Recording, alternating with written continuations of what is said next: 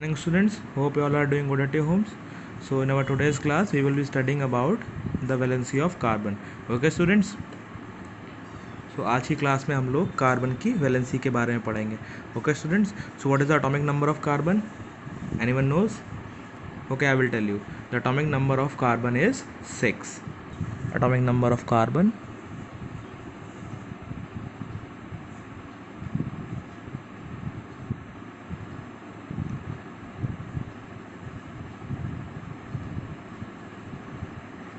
is 6. Okay students, तो इस atomic number से हम लोग क्या कंक्लूड करते हैं that 6 protons are there in its nucleus. Okay students, तो एटॉमिक नंबर से हमें क्या पता चलता है कि कार्बन के न्यूक्लियस में 6 प्रोटॉन्स हैं. Okay students, and 6 electrons are also there. Okay student, जितने प्रोटॉन्स होते हैं उतने ही इलेक्ट्रॉन्स होते हैं. ओके तो ये 6 प्रोटॉन्स जो हैं वो न्यूक्लियस में होते हैं and the electrons use to revolve around the nucleus. Okay students, तो प्रोटॉन्स किस में प्रेजेंट होते हैं? प्रोटॉन्स न्यूक्लियस में प्रेजेंट हो, प्रोटॉन्स एंड न्यूट्रॉन्स न्यूक्लियस में प्रेजेंट होते हैं एंड इलेक्ट्रॉन्स रिवॉल्व करते हैं उनके around. Okay students, and we know the definition of atomic number that it is equal to the number of protons present. Okay students, तो atomic number क्या होता है कि किसी भी एटम के न्यूक्लियस में जितने प्रोटॉन्स प्रेजेंट होते हैं वो उसका एटॉमिक नंबर होता है और जितने प्रोटॉन्स होंगे उतने ही इलेक्ट्रॉन्स होंगे. Now students, we will write the electronic configuration of carbon C6. So it is 2 and 4. Now how many electrons it is having in its valence shell? Okay students, firstly tell me what is the valence shell. The outermost shell of any atom is its valence shell. तो उसका valence shell कौन सा है? ये वाला valence shell है और उसके वैलेंस शेल में कितने इलेक्ट्रॉन्स प्रेजेंट हैं? 4 electrons. Okay students, so carbon is having 4 electrons in its valence shell. And what is the valency of any atom students? We have already studied that valency is the combining capacity. Okay, तो valency क्या होती है? valency किसी भी atom की valency जो होती है वो उसकी combining capacity होती है और in terms of electrons हम उसको क्या बोलते हैं कि number of electrons gained or lost.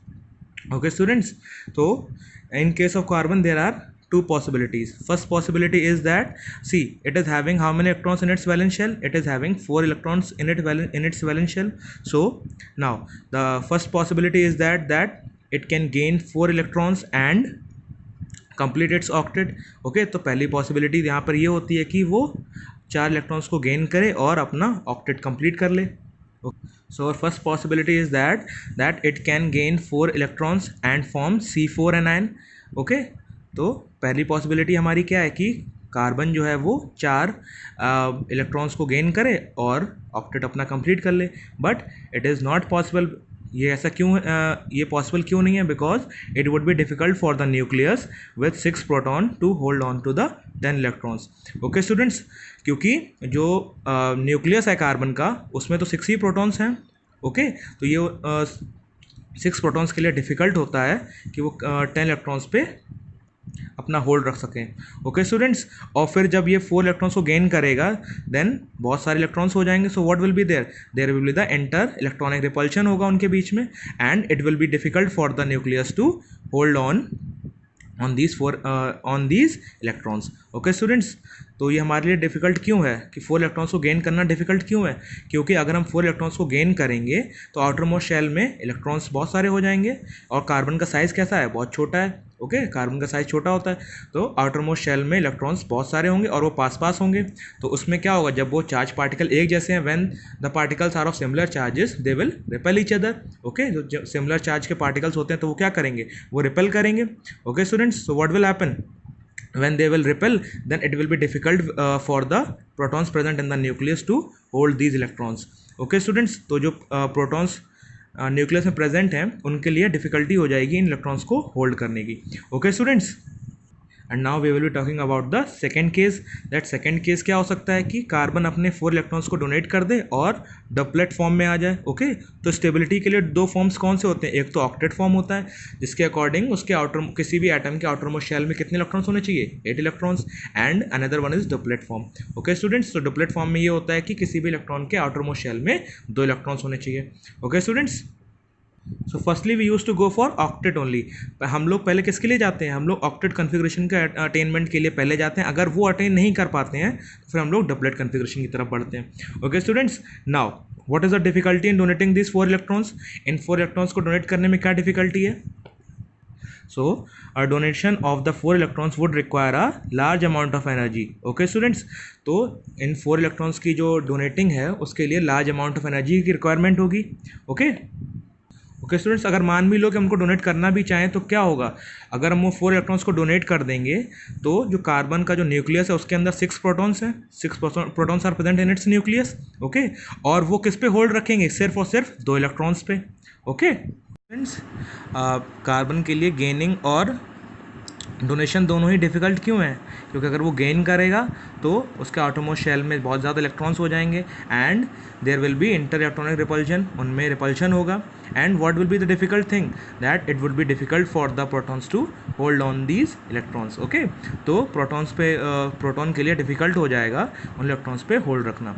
Okay students, and if it is donating its 4 electron, then what is the difficulty? That large amount of energy will be required for that purpose. Okay students, now students I am going to write down the points what we have discussed so far. Okay students, so students we have already discussed both the cases. Okay students, now it could gain 4 electrons forming C4 anion. Okay, तो क्या क्या case हो सकते हैं? पहला case तो ये है कि वो 4 इलेक्ट्रॉन्स को गेन करे और अपना ऑक्टेट कंप्लीट करे. ओके, पर ये पॉसिबल क्यों नहीं है? But it would be difficult for the nucleus to hold on to 10 electrons, that is 4 extra electrons. Okay students, तो अभी तक हमने क्या पढ़ा था कि जितने प्रोटॉन्स होंगे उतने ही न्यूट्रॉन्स उतने ही इलेक्ट्रॉन्स होंगे. ओके स्टूडेंट्स, तो अभी तक कितने थे? 6 प्रोटॉन्स थे और जो कि 6 इलेक्ट्रॉन्स पे होल्ड रखे हुए थे. ओके, बट जब ये गेन करेगा 4 इलेक्ट्रॉन्स को तो वो क्या हो जाएगा? तो टोटल नंबर ऑफ इलेक्ट्रॉन्स 10 हो जाएंगे and it would be difficult for the nucleus with 6 protons to hold on to these extra electrons. Okay students, और ये डिफिकल्टी क्यों हो जाएगी? क्योंकि जब ये एक्स्ट्रा इलेक्ट्रॉन्स उसमें ऐड होंगे then there will be the inter electronic repulsion. Okay, so what is inter electronic repulsion? When the particles are of same charge then they will repel each other. Okay, तो ये एक दूसरे को repel करेंगे तो ये inter electronic repulsion कहलाता है. ओके स्टूडेंट्स, तो अगर जब ये होगा तो फिर जो न्यूक्लियस है उसके लिए ये बहुत ही ज़्यादा डिफिकल्ट हो जाएगा उन इलेक्ट्रॉन्स पे होल्ड रखना. ओके स्टूडेंट्स, तो कार्बन 4 इलेक्ट्रॉन्स को गेन क्यों नहीं कर सकता? This is the reason. Okay, and why it can not donate 4 electrons? Okay, now we will see. It could lose 4 electrons forming C4 cation. Okay, ये अपने 4 electrons को loose करके C4 कैटायन फॉर्म कर सकता है but it would require a large amount of energy. Okay students, लेकिन 4 electrons को remove करने के लिए लार्ज अमाउंट ऑफ एनर्जी की रिक्वायरमेंट होगी.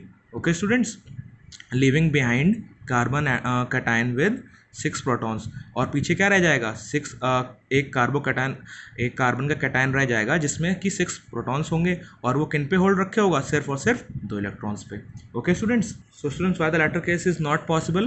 Because if it is losing its 4 electrons, then for the losing of 4 electrons large amount of energy is required. Okay, तो 4 electrons को loose करने के लिए लार्ज अमाउंट ऑफ एनर्जी की requirement होगी.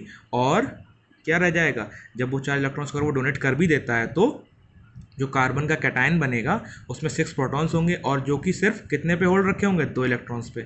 Okay students, so now how the carbon will form it's compounds. Okay, तो carbon अपने compounds कैसे फॉर्म करेगा? ना तो वो गेन कर सकता है किसी से, ना ही वो लूज कर सकता है. So what it will do? It will be following the method of sharing. Okay students, तो कार्बन का क्या रूल होता है कि कार्बन अपने जो बॉन्ड फॉर्म करता है वो शेयरिंग के थ्रू बॉन्ड फॉर्म करता है. ओके स्टूडेंट्स, तो कार्बन क्या है? कार्बन ना तो किसी से इलेक्ट्रॉन को डोनेट कर सकता है और ना ही उससे इलेक्ट्रॉन्स को गेन कर सकता है. ओके, तो ये अपनी वैलेंसी को कैसे सेटिस्फाई करता है, अपने ऑक्टेट को कैसे सेटिस्फाई करता है, या फिर वो अपने कंपाउंड्स कैसे फॉर्म करता है? Okay, so for the formation of the compound and for the satisfaction of its valency और the completion of the octet rule, what it will do? It will be forming the compounds by the sharing of the electrons. Okay students, तो carbon का bond कैसे form होता है? वो sharing of electron से form होता है. Okay students, On the other hand, how was the bond formation taking place in ionic compound? Ionic compound में bond formation कैसे हो रहा था? Either one species is donating its electron and the another species is accepting the electrons. Okay, but it is not so in the case of carbon. Okay, तो carbon के case में ऐसा possible नहीं है. तो कार्बन अपने compounds कैसे form करता है? वो इलेक्ट्रॉन्स की शेयरिंग के थ्रू अपना बॉन्ड फॉर्म करता है. Okay students, so this is for today. and tomorrow we'll be studying some important topics. Okay students, so goodbye.